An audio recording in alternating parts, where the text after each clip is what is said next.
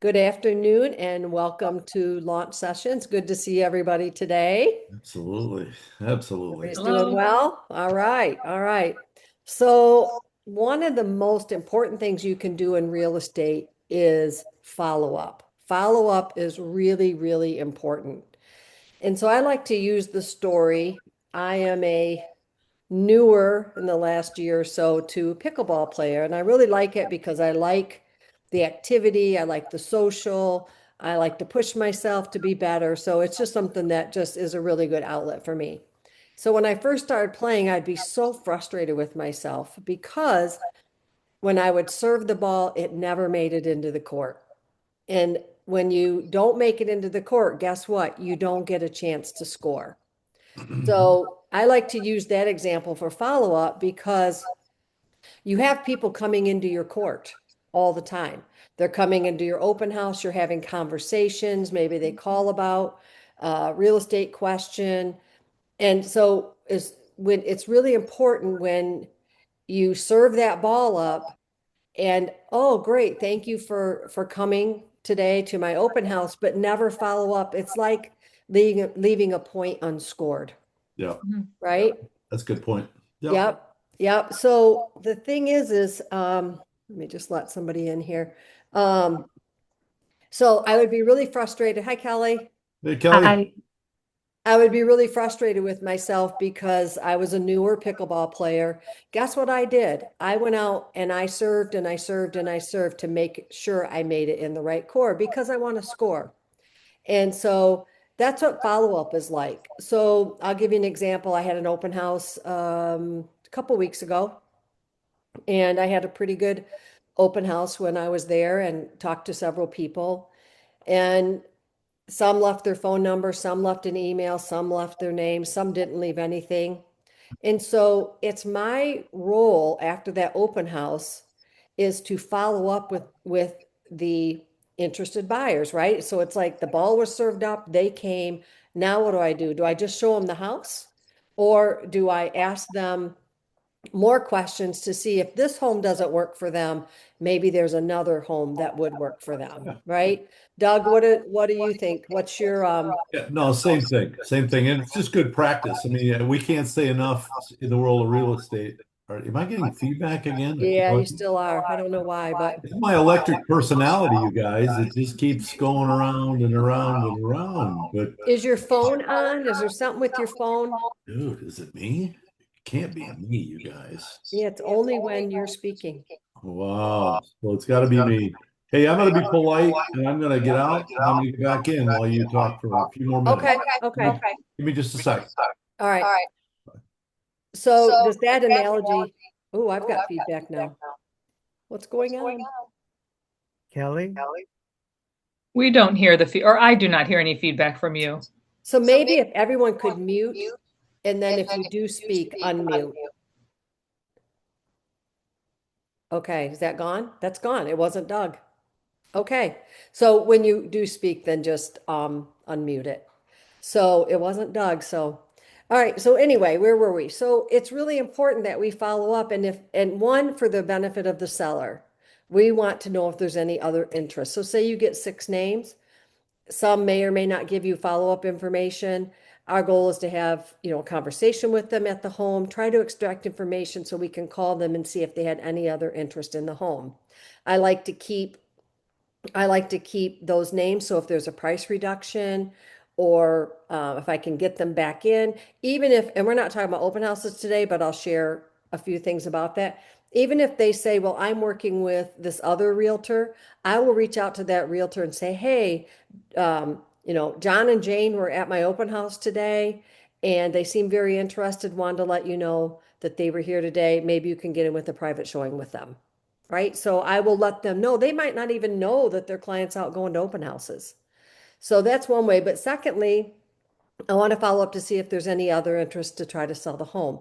After that, though, I will reach out to them, send them a note or call them and thank them for coming and add them to my drip campaign. They were there for a reason, right? They were there for a reason and they can unsubscribe, they can throw my note away, whatever they want, but I asked them for the opportunity to be able to work with them and find them another home. So that's one way that you can follow up. So any stories about follow up or anything that you want to share regarding that or anything you've done? No? Okay. So let's talk about follow up. Let me let Doug back in. Hang on one second. Sorry, we're having some technical difficulties.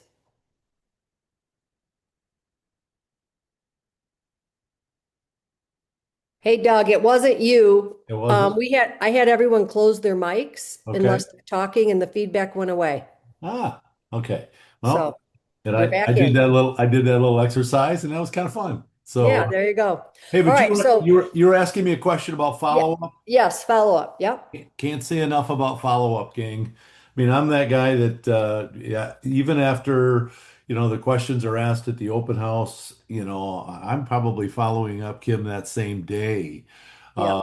And there might be, something that comes up with conversations at the open house that someone wants more information on a certain thing that maybe something that was at the open house, something that was at the house.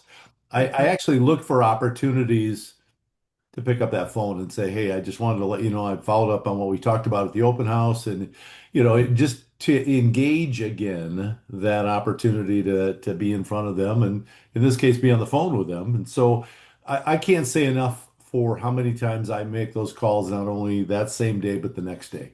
So, Yep. Yep. And I've had times where early on in my career, I was scared to call people. And I felt like, well, what if I'm bugging them? What if they tell me no? Just get used to it. No is part of real estate language. mhm, It just is. yep. No may mean no for now. No may mean never. But our role is to follow up with them, offer value, and ask. If you don't ask for the business, the answer is always no. And I could tell you about one specific time where I did my open house. This person came through. The next day, I was like, oh, I don't want to call. And what time do I call? And I'm interrupting dinner. It's amazing how many times those thoughts in your head can tell you it's the wrong time to call them. Always. Yeah. Now, in today's world, we have this thing called texting, which I don't love for this. But if that's the only way that you feel comfortable following up, then do that. Do something. hmm hmm And so I called this person and he said, well, I've been working with another realtor and blah, blah, blah. I said, okay, great. And he told me who it was. I said, they're a great realtor. I'm sure they'll take great care of you. And I wish you all the best. He said, well, so here we go. I haven't really talked to that person in several weeks. Oh, okay.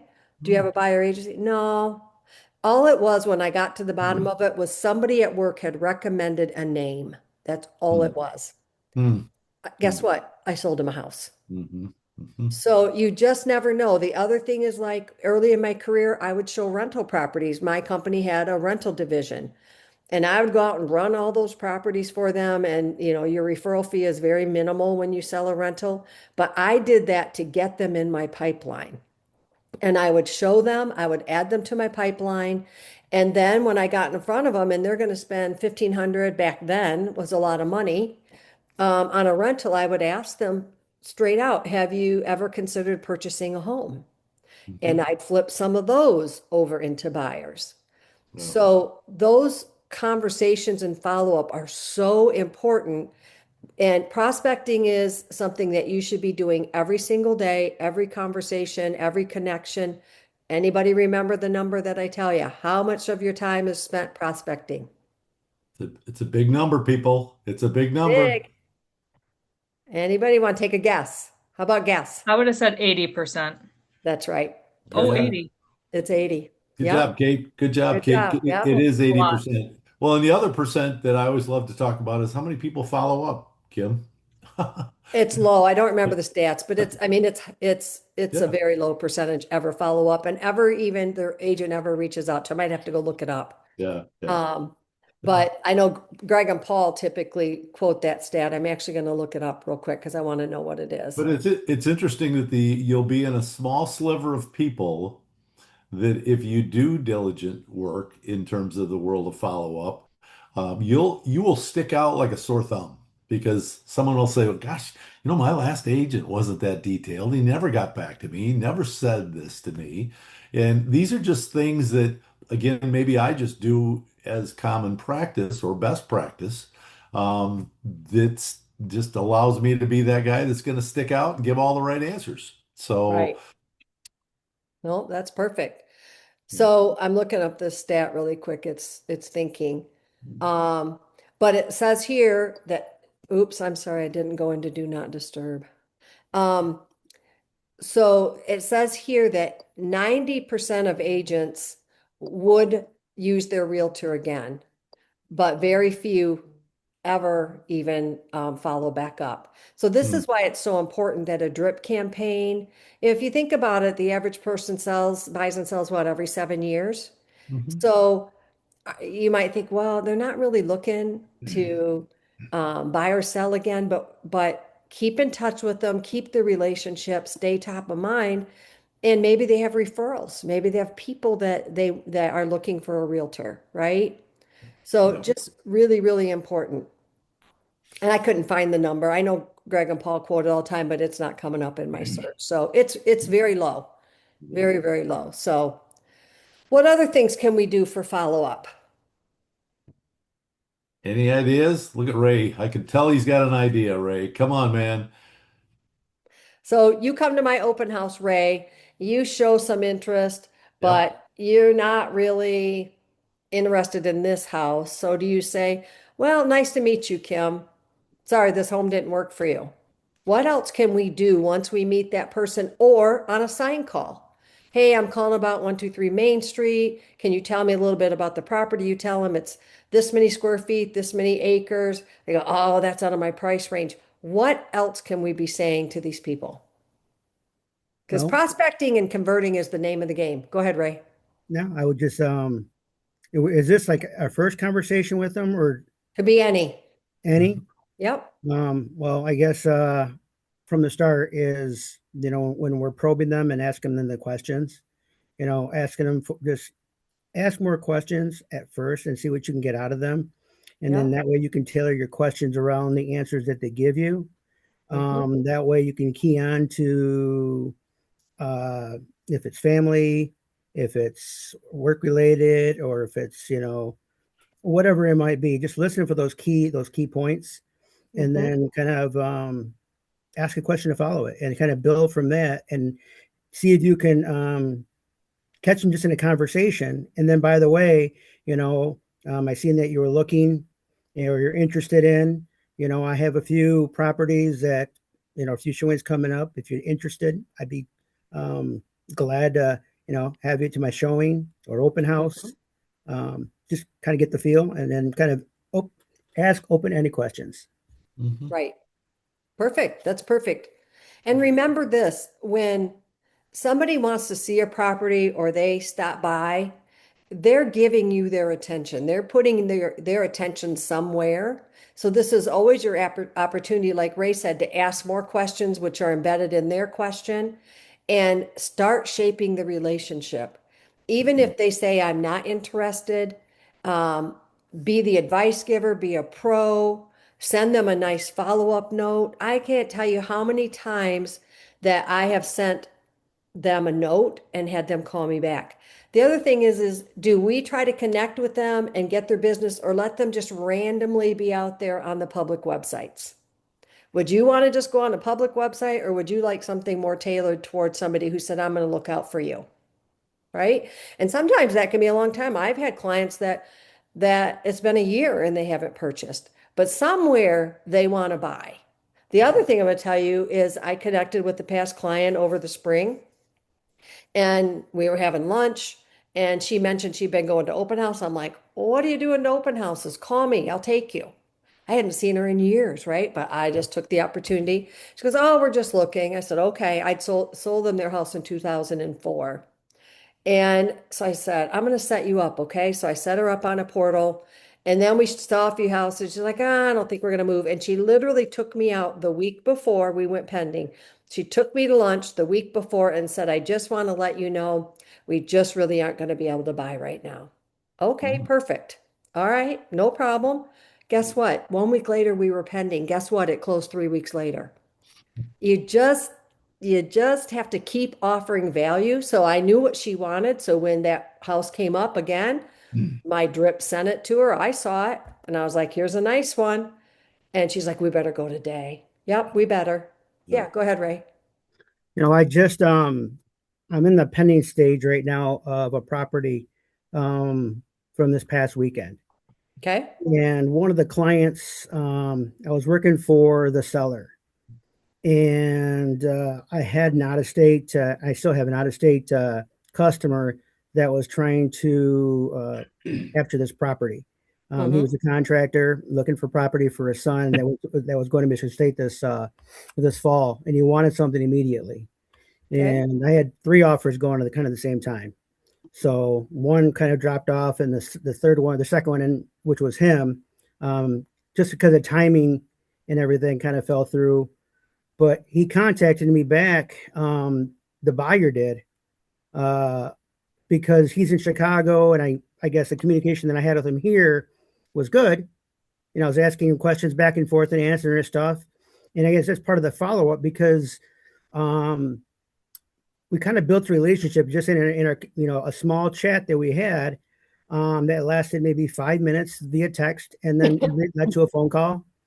And then now I'm searching for a property for him in Michigan for another condo, to get his son into it, relatively soon. So it's just about, capturing those moments that, I mean, I'm new to the whole business, so I'm understanding a lot of this and it's making sense to me by just Mm-hmm. asking those questions and starting to develop those relationships. Right. That's perfect. Yeah. So, okay, so we talk about delivering value. So, Doug, what kind of questions can we ask that deliver value at an early appointment?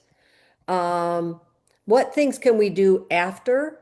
Like, hey, I just said it. Okay, let me set you up. So let's talk about what things Yep. can we do once we meet people? Well, and this was something you were just saying a little earlier in this conversation about value. Hmm. So often we have people that'll say things like, well, I don't want to just keep bugging them and, calling them and being kind of a nuisance. Well, immediately you've got to change your mindset into something you just said, Kim. You want to be the resource, you want to be the value. You want people coming to you to say, hey, Doug, hey, Kim, what do you think about this? Again, the idea of follow-up can mean a lot of different things to a lot of people. Don't ask me why we all kind of go to that little negative part in our mind to say things like, well, geez, I'm just annoying the dickens out of this guy or gal, and I'm really not adding value. And what you mean by adding value is those follow-up questions about the things that are important. And Ray, I think you talked a little bit about that in your relationship building with this last person. I love to try to engage very early on, whether I'm in an open house or whether I'm just prospecting the things that are important, because this is not about me. This is about my buyer or my soon-to-be seller. I want to make sure that I'm asking those questions that some that I know the answer to and some that I really don't know the answer to. But again, I'm trying to get smarter during this time because that's where I want to remind people as we go forward that I can reference what we've talked about. And I Hmm. can say things like, hey, remember our first visit when you said that this was important? Is it still important? So it kind of keeps me on track with being able to be engaged, be following up, make sure I'm saying and doing the right things that they want me to do. So I'm back to that word value, Kim, because that is what I want to be about. I want to make sure that I'm giving people the necessary value that, and in answering the questions as we go forward that are important to them. So, Yeah, perfect. Perfect. A couple things that are really easy, especially for a newer agent that you can offer is if you'd like, after you get the conversation going, if you'd like, I'd love to set you up on a personalized search. And maybe you talk with them first about, so what is it you're looking for? If this home isn't what you're looking for, tell me what you are looking for. And they might say, sure. the home's a little too small, or it's a little too big, we're downsizing. I thought I wanted this acreage, but now that I see it, it looks like it's going to be a lot to take care of. So you're dissecting information all the time. You're asking questions, and you could say, if it's okay with you, I'd love to set you up on a personalized search. That way, as soon as something that matches what you're looking for comes up, you're going to see it, I'm going to see it, and I can offer you a private showing on it. Mhm. Right? Mhm. Super easy. Yep. Super easy. That's the one that I have used for 25 years. Get Mhm. them on my search. I have a couple that I've been working with for the last year. And every time the house comes up, she has this little area she wants to be in. And I know she's getting my searches and she always views it. That's a good thing about your portal. It'll tell you if they viewed it. And Yeah. so you can say, hey, this just came up on this street today. Do you want to go see it? This looks like the perfect patio that you've been looking for. You are engaging with them Yep. and they know that you're engaging, even though it's automated. And then she'll say, she said to me the last time I showed her home, yeah, I had just got your alert and I had just got one from Zillow. She goes, I'm set up on all kinds of searches. That's okay. I'm in the mix now, Yeah. right? Yep. Eventually. And then what she said to me the other day, she hasn't bought yet, but she said, hey, my daughter wants to see a home. She put me on a group thread. So now I'm showing her daughter a home. This is all prospecting. This is part of when uh people say, man, you make a lot of money. You just show them one house and 30 days later it closes. That's not true, right? You have a whole lot that goes into working with the client from the first conversation all the way to the last. And that should never be the last. You stay in touch with them.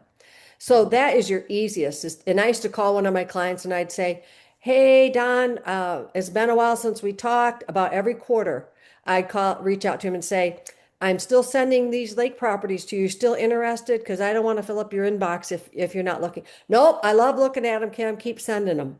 It Yep. gives you a reason to touch base. And what you're doing is you're pushing out the crowd and you're becoming their go-to person.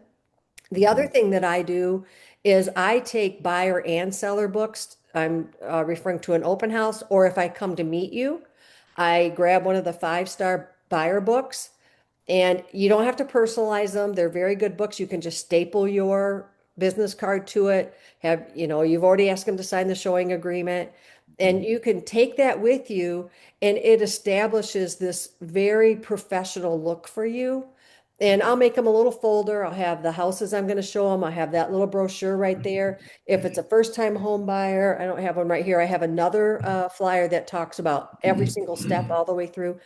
Put something together, especially if you're new and you're not sure what to be doing. You lean on the company and the resources we have, and it makes you look like the pro, even if you're shaking in your boots and never done it before. Yeah. And I Yep. always love to tell agents, remember, Doug and I were new once. We Yep. were every top agent was new once. So that's another thing that I do, Doug. Well, and super afraid too sometimes. You want to make sure that you're asking a lot of questions.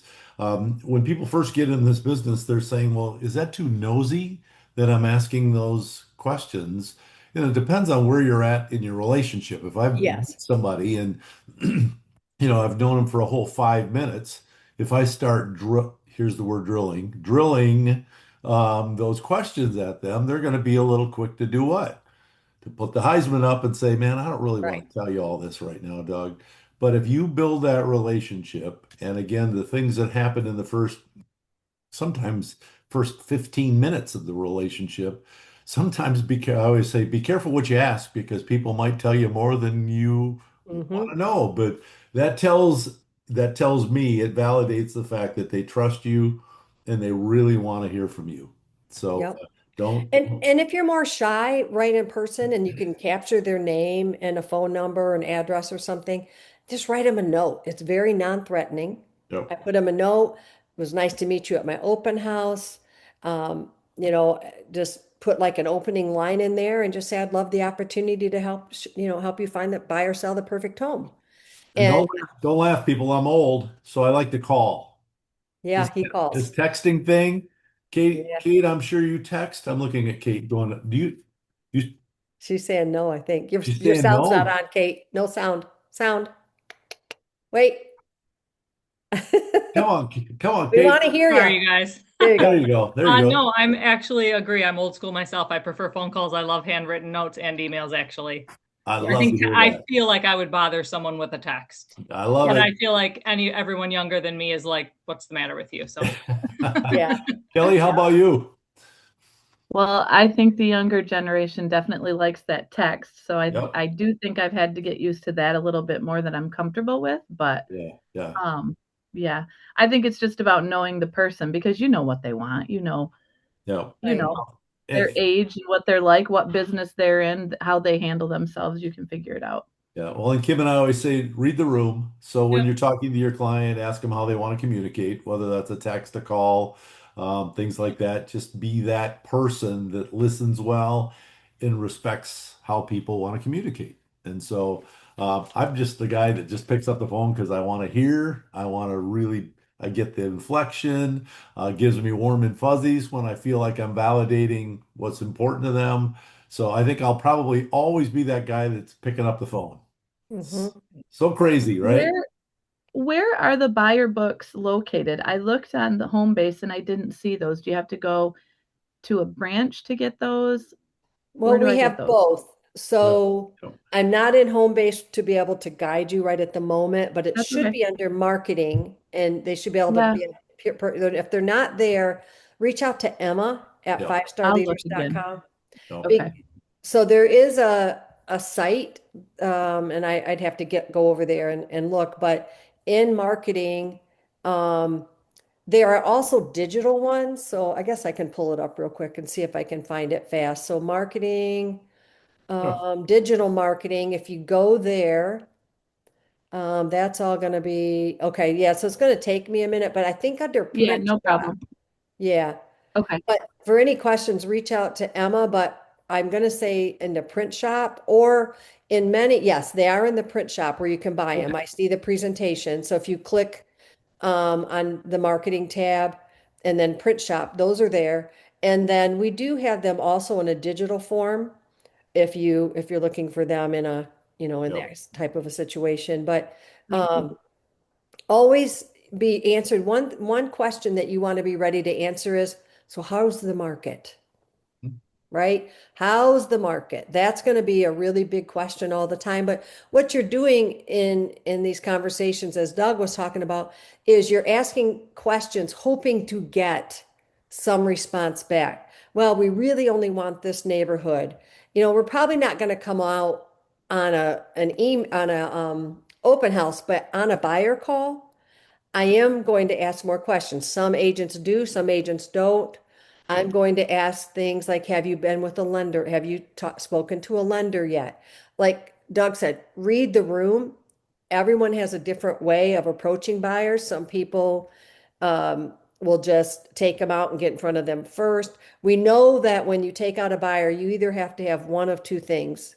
You either have to have a showing agreement, which we call a permission slip to open the door, or a buyer agency. We prefer you have a buyer consult before you open a door, and we're going to, if we haven't already taught that class, we will be. I think we already taught it, but, and it's available by video if we have. If not, then it's going to be coming up. But Yeah. just to kind of just talk about different situations, different questions that you can ask. I always ask when a buyer comes into my open house or they call me, they show up in the door, I greet them, I welcome them, and I'll ask them, so, have you seen the house online or were you just driving by? I'm just trying to see what does that tell me? Doug, if Mhm. I ask you, did you see the home online or were you just driving by? What's that tell me? Boy, I'm telling you, you're trying to figure out how far into this process they really are at this point in time, right? Yep, Seeing a sign, yeah, that's one thing, but boy, I'll tell you, that can tell you an awful lot about where they're at in the process. yep. I also had a sign call, and my open house was canceled because I sold it. Yay! And Yay. he drove by and saw the pending sign, and he called me and said, "Hey, I see this pending sign. How pending is it?" Yeah, right. So then I asked questions, Yeah. found out he lives around the corner. They watched the home being built. They said, "Boy, if that house ever went for sale, we might want to purchase it." It told me they're casual. Yep. He Yep. didn't see it when it came up in all the alerts. He wasn't out looking for it. He drove by. Did I follow up? Absolutely. Sent him a Yep. note. Yep. If you're looking to buy or sell, love to be your resource, love to help you. Yeah. So follow up in everything, a conversation that makes it into the court but doesn't get hit back is just a dead lead. Yeah. So Yeah. ask the questions. And so we'll give you an idea for different situations here that, just to have a whole pocket full of questions in your toolbox. And depending on the way the conversation goes, you could ask things eventually somewhere, maybe it's two or three conversations later, but how long have you been looking or are you just starting? Like that was what I was asking. Did you see us online or were you just driving by? Oh, you're out in a snowstorm. Oh, you must really be in need of a home today, Hmm. right? Because who goes out in a snowstorm? Yep. Um, you can ask things like, have you spoken with the lender? Or you have to be careful because sometimes people are paying cash. So we can't assume everybody's using financing. How about what's your timeline? When are you thinking of moving? Yeah. And these could be phone calls, they could be follow-up, just giving you some ideas of what you're going to need in those conversations. What else And comes to mind, Doug? well, and Kim, when Kate was telling the story early on in our time together, it was interesting because I've been wrong before when I feel like people are just kicking tires. Well, they're too Yep, casual. They were just talking about how pending is it, and are they really all that serious? And then lo and behold, a week later, boy, you can find out a lot more about additional questions because they went from on a scale of 1 to 10, they were like a 2, and a week later they were a 9. And you're like, yep, what just happened there? And so again, the more questions you ask, the more prepared you are, yep. it's going to go a long ways. So, So I was out with a friend last week and she's looking for a new car and she had driven to this other city to meet with this person that she's bought cars from before. nice. And it was coming up a big goose egg. Wasn't getting anywhere. She didn't like his terms. Didn't happen. So we go get a bite to eat, and she goes, "Oh, I just got a video from him." Good follow-up. He sent her a Yeah, video. Hey, Miss So and so, I'm really looking forward to helping you find the right car. Whatever he had to say, he sent her a text video real quick. nice. So that's one way to follow up. Just remember this, that 80% of your leads will not convert right away. Mhm. There are cold, warm, hot, and your goal is to work with them and become their person of choice that they want to work with. I Back in 2012 when I had moved to Florida, kind of lost touch base with my sphere. Anyway, I would just answer the phones and at the time, we don't have so much of that anymore, but there were a lot of phone leads at this company. They paid for them. And I could convert. I needed a paycheck. And yep, we're here to serve people, but I needed to serve people. I need to see them. I need to serve them well, and I needed to pay my bills. I need to eat. I Yeah. need to eat. Yeah. And I built such a strong database just from, following up with people, asking the right questions, being that person, getting them on a drip campaign. Mm. In the last year, I'm just giving my own stories because for those of you that know me, I've been in real estate 25 years. I moved to Florida, came back, the market had crashed, had some personal things happen, jumped back in the market, had more personal things happen, went and got my broker's license. So I just wasn't consistent. And you know what? When I got in real estate, you didn't really have to follow up that much. You were their person for life. Well, now we Right. have all these other buttons they can click. So I started a year ago at being more consistent in my follow up, and I'm seeing that result this spring. I just shared with you, I had someone from 2004 that wasn't going to buy a house that we closed on a month ago, right? Yeah. So it's just really important to follow up and staying top of mind. Whatever that is that a postcard? I sent out a postcard that showed the last three homes that I sold. I sent it to my whole database. I'm trying to reconnect with them that Kim's in business again. And most of them know my story. They know why I was out, but some of them didn't. They're like, we don't know. Did you move to Florida? We don't even know where you are. But Yeah. I'm seeing that trickle in now. And I did a postcard showing my last three homes. I sent it out, but I didn't just say just sold. I shared about the people that I had helped. And this one I had helped in 2004. And I told a story, a short story that wasn't giving up their personal information. This one had a life change. This one was a first time home buyer, wanted a new city. I gave the story very quickly for each one. One of my clients who I just sold at the time, who was in marketing, he said to me, Kim, that piece was brilliant. Mm, So just know, I'm not a brilliant marketer, but I know someone who is. His name is mhm. Chat GPT. Did And you have to have permission for that, even though you didn't use their names or anything? I Did you didn't need use to? their names, so you don't have to have Okay, permission. I don't I have it didn't in think front of me. Nope. And nope. And I was very careful not to tell. You can, because you sold it, you can, and you can. It was very generic. There was a life change, ready for a new city, things that were very Yeah. generic. And Okay. and actually, this person that called me had a very traumatic situation, and they'd been in their home for years, and they were ready to move because of this situation. And I handled it very delicately, and he's the one that said that was so brilliant. That's So cool. you're just be creative, be sensitive. And but the key, my point is that I've been keeping in touch, and my whole goal is know that Kim is in business. Mhm, mhm. So your Good. follow-up system, your CRM, get them on some sort of a drip, even if it's a spreadsheet. I have a system that I use for all my newsletters and mailing. So I just keep adding the contact tag to that one. So Mhm. last night I added about 10 more people, the people I had met at my open house, and get them on that campaign. Whatever, what other tips, Doug, do you have? That you couldn't have said that any better. We always talk about adopting people, people that you meet in an open house, people that you meet wherever. We sometimes I start to get in my head saying, should they be in my CRM? Should they not be in my CRM? Are they serious? Are they not? Um, I put everybody in there.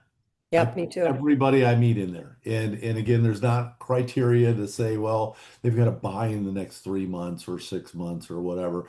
Literally, if I've had good engagement, bottom line is they go in there with the information that I have and they just become part of that communication that goes out. And Mhm. again, I might know very little about those people at the start, but as time goes on, guess what?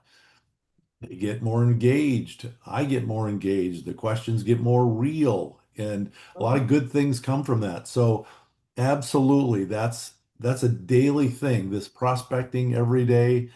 Please do that. Please do that because And that's I assume they can opt out of your drip, oh, right? absolutely, absolutely. Yes. But you Yep. know something, you know what'll happen, especially when I get into the my local MLS and I look at the contact management part where I look at their names and I can see how many things I've sent them and how many things they've viewed.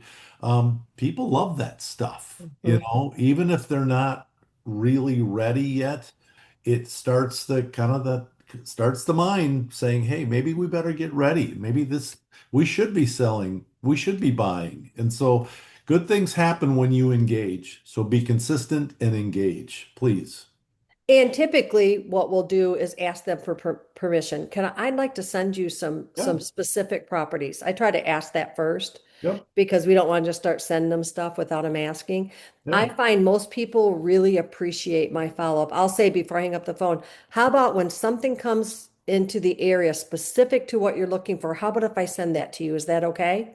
They typically always say, well, sure. They're not going to say no. They're not going to Right. say no. So I don't just go set up a bunch of drips for them without having that conversation, Yep. but I do put them on my newsletter. And if they don't want to be on it, they'll toss it or they'll call me or I send mine by print, direct mail.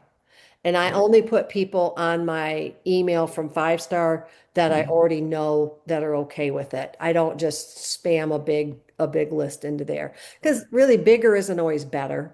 You want more personal if you can keep it under 100, 125, or if Yep. you've got all those relationships more than that, then absolutely keep them on there. But you don't want to just throw it at the wind. Yep. You want to be, like have people that you know that you can keep rubbing shoulders with and call up and just want to follow up with you. If they give you the go ahead, then absolutely be their resource for sure. Yep. What do people always say? Don't give up too early, right? Don't do it. Yes. Don't do it.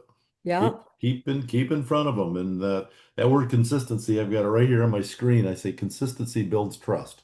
So if you stay consistent with people, there's that Yep. trust factor that's being built. And those are things, Ray, you spoke about this a little earlier. Those are things that you want to continue to do. That story you told with, you've still got three other people that are still ready to do something at some point in time. Again, consistency is going to be the key there, I think. I agree. So, yeah, so let's hear your thoughts and let's think about this. I always like to have a takeaway. What is the one thing that you could do every day in follow up or even just in prospecting? It's always so important. The key word that we use is flow. You want to be in the flow with people. So every day you're trying to stay in flow with your sphere and you're always putting new people into that sphere. So it's conversations. It doesn't have to be, hey, I'm in real estate. It's, hey, we're playing pickleball together. And eventually they say to me, they did, hey, so you're the realtor. What do you think about if I put in a new AC? Am I going to get my money back? Yeah, yeah. So it isn't always like coming right out and being right up front, but it's about just genuinely connecting with people and then get them on some sort of a database every month before the digital newsletter comes out. I say, okay, who else can I add to this? And before I send my quarterly newsletter, who else can I add to this? You have to be feeding that database all the time and just staying top of mind. I had a call a few weeks ago, someone that was a client from 2015 that called me. And I had some personal things happen, and so I just couldn't at the time help this client, and I passed him on to somebody else. And he called me back and said, I'm selling this home, this is our situation, and it's a $600,000 listing. So Mm, you don't know what opportunity you're missing. I can't encourage you enough to have conversations and keep your mindset. Mindset's a big part of real estate yep. and keeping it positive and keeping that energy flowing. Um, that is going to attract people to you. I like to say I don't love selling real estate, but I love attracting the right people that I can help, Hmm. right? I want the word help out there. So let's talk about what are you doing? What can you do differently? What is there one thing that you struggle with that Doug and I can help you with? Is there one thing that you say, man, I know what that is? Let's brainstorm a little bit. Let's get you flowing into that. Yep. What thoughts you have? Anybody? Hallie. For me, I'm very new into this, and I've just had some old students that have even reached out to me, and they're like, "Oh, I'd love to catch up." And I'm thinking, what angle is she coming from? And then learning that she's in lending, and I don't know. I taught her 20 years ago, so I just need to push myself to meet with people that have shown some interest because it's happened 3 times now. And I'm like, oh gosh, do I really want to go have lunch? What would I say? I don't know anything yet. But I need to do it because they're trying to get my business too. And I need to Yes. remind myself of that it's not me knowing, it's they want me. Right. So yeah, I just have to do it. Once I do it one time, it'll be better. No, that's perfect. Go do it once. You will get a lot of calls from people that want your business, and you get to decipher which ones you want to partner with because you could do lunch Mhm. all day. But when you're early on, absolutely meet with lenders because you're going to learn. You're going to learn about the Right. business, you're going to connect. You can decide who do you want to partner with, who do you want to recommend. It's a good learning experience when you're early. Definitely reach out to meet with the lender. Sometimes that could give you business. I like you to ask right away. If I choose to refer your name out, are you referring my name? Right? Right. Ask for the business. Yeah. But definitely have lunch with someone from Star Title, a lending, Big Lake Insurance. Learn while you're learning. Drip those into your prospecting because that's going to be part of the education and being more knowledgeable. Yep. Mhm. Yeah. But for you, just do it because you're Yeah, I need to push myself and just do push it. Yep. yourself, do it. Yep. And some of these other people, just if someone did call you, say, well, let's meet, let's have some coffee. Just get out there and get used to having those connections. Hmm. We're always too busy for a connection sometimes, but Mhm. you have to do it. You just have to do it, right? I Yeah. said that about these boring old attorneys that I meet with once a week. Don't ask me how that got started. Someone who wanted to meet at Russ's and just have coffee, and it was an attorney. And I'm thinking, oh my gosh, I don't want to do this. This is like going to the dentist. I don't want to do this, right? But I did. And after 45 minutes, and we're polar opposites. I talk a lot. I'm Mr. Outgoing. I want to meet as many people as I can. Attorneys, not so much. Kind of dry, right? Kind of boring, kind of dry. But the outcome of the conversation was really, really positive.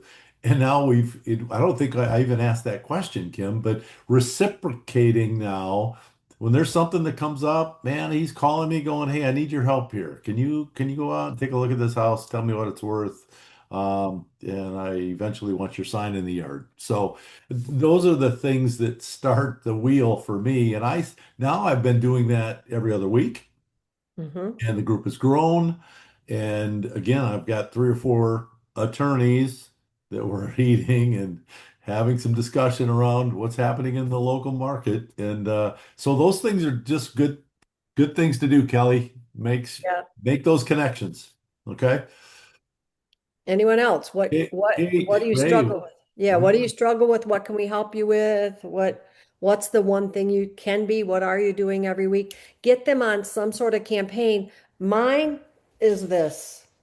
It's a spreadsheet Mhm. and it's tedious. It's not digital. But guess what? On my calendar, every July 1st, August 1st, September 1st, it says send anniversary cards. Now, Yeah. mind you, I didn't do these for the last 20 years. So I send my happy home anniversary card to people I haven't talked to in years. Hmm. And I'll just say, like, say this one, it's been, here's one, 24 years. Don't even know what the guy would look like if I passed him on the street. I don't, I can't remember. But I sent him a happy home anniversary. I use ChatGPT as a source to help me write something that's authentic, refreshing, and I'll just say, can you believe it's been 24 years? Just own it. It's been Hmm. 20, happy home Yeah. anniversary. Time flies. Can you believe it's been 24 years? I hope that you are loving your home and Yeah. you're making wonderful memories. If I can answer any real estate questions for you, please reach out. I do put a card in there because I haven't talked to this person. They don't know where I'm at. If they're Mhm. my people that are close to me, I don't put in a business card. I want to be personal. Yeah. Um, you Did you know, check to see that they still live there? yep, I've already Okay. scrubbed my list. Yep. Yeah. That's probably a good idea. Probably a That, good idea. Yeah. And I had a few coming up right now. I had that one, that one, yeah. that one. Some of them are just 2 years out. And so I just started doing it. And now I highlight for 26, I'll put a column for 27, and I do it on a spreadsheet because that's the way. I have them all sitting right here, all for July. I've already written them. And they have a little post-it note, August 8th, August 9th, August 12th, and I drop them in a week before. I didn't do this and it takes time, but I've been doing it and I'm seeing the results of getting reconnected to people. And actually, some of them that haven't moved, maybe thinking of moving, some of that have been 7 or 8 years, I might just be right on time, right? You don't know, or they might, you're just doing everything you can to reconnect with people. And if you get on the phone, then you can have more conversations. Hey, I know we haven't talked in a while. I made some changes in my life and blah blah blah, and this is where I'm at today, and I really love helping people sell, buy and sell homes, helping you in your next chapter, whatever that is. And I've Well, not been great at it, but I'm getting great at it, and in time my phone is starting to ring. well, So and I love to make mistakes when I get on the phone and say, "Hey, how are things with you and Shirley?" Well, oh no. Shirley was out a long time ago, Doug. It's Oh been a long time since no. we've talked about Shirley. So, Oh no. Yeah. I learned that I used to address the home to the person that bought it and their significant other. yeah, And then I realized that significant other's not in there. So I don't even address the significant other anymore because I don't know. You know yeah, what I mean? I made Yeah. that mistake. I didn't look so good on that one, but that's all Yeah, right. that's Just not good. So nothing to yeah. it. What else? I know we're a little longer today, but we got in a little late, so I don't want to rush us out. Anything else? Any thoughts you can think of, Doug? Um, We because talked a this, lot about, yeah, we talked a lot about, and I just keep talking about those words, consistency and follow up, and be that difference. Be that person that's going to continue to show value, to continue to follow up. It's nothing we haven't talked about in this group because you guys are all committed to it. I can see by the look on your faces, you're ready to do that. But just continue to ask those questions, and try to be the value that I always say that the exception is that sometimes other people aren't. You be that person that they want to come to and reference. So, Right? Because the first thing that we build when we talk to people is always trust. mhm, I always say, I don't sell real estate, I build trust. there you go. And once they trust you, they're going to share what their situation is. They're going to share maybe what they're looking for because they know you genuinely want to help them. Yep. So remember, conversations equal closings. Without conversations, there are no closings. So I would challenge you to just talk to people, get used to it. Go with the lender and get that meeting, learn how to talk to people, learn. Um, just get out there and have conversations with people. When I play pickleball, I wear a 5-star hat Mhm, and never say a word, but they know I'm the realtor. And I'm just building, but I really focus on, I really love the relationships that I have with the people. So I'm not there to sell real estate, but that's a byproduct. I love talking with them. We have a great time. We laugh. And, I've had another person come to me and she said, "Oh, I'm thinking about selling real estate." You just don't know. And then after we talked, she was like, "Yeah, I don't really have that great of a sphere." But you always you want to become the go-to person because they like you. mhm, And then eventually, hopefully, that will come to conversation. So, any thoughts or questions? It's really easy. It really is easier than it appears. If you're doing it genuinely, just have conversations. If you haven't read the book on ninja selling, I really encourage you to read that. We really promote relationship marketing and growing relationships with those around us, and then providing value is how we really encourage agents to build their business.